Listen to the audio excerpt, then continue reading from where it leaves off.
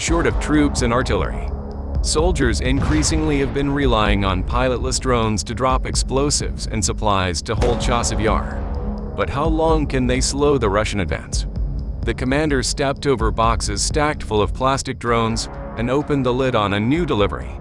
Inside lay the light gray fins of a mini plane, the latest addition to his arsenal of crewless aerial vehicles for fighting the Russian army.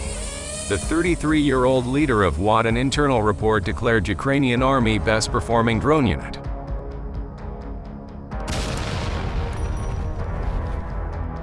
Senior LT Yuri Fedorenko, popularly known by his call sign Achilles, has been the main constraint on the Russian attempt to seize the strategic town of Chasiv Yar on Ukraine's teetering eastern front.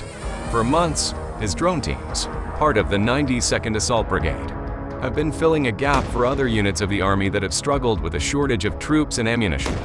The teams work day and night attacking Russian armor, dropping explosives on Russian positions, and using their drones to ferry supplies to Ukrainian soldiers along the front line.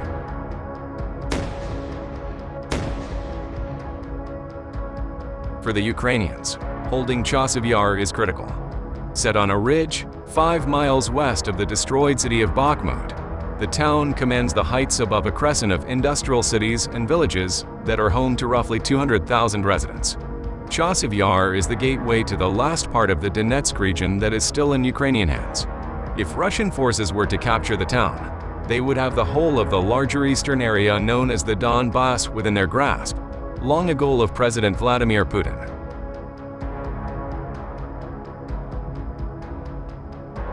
The cities of Kostyantynivka, Druzhkivka, Kramatorsk, and Slovyansk, just miles beyond Chasiv Yar, have come under increasingly heavy bombardment in recent months.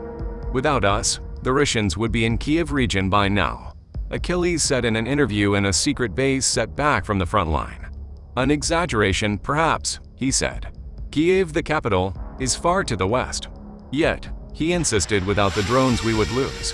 Achilles showed reporters his workshops, proudly pointing out where engineers installed and updated software.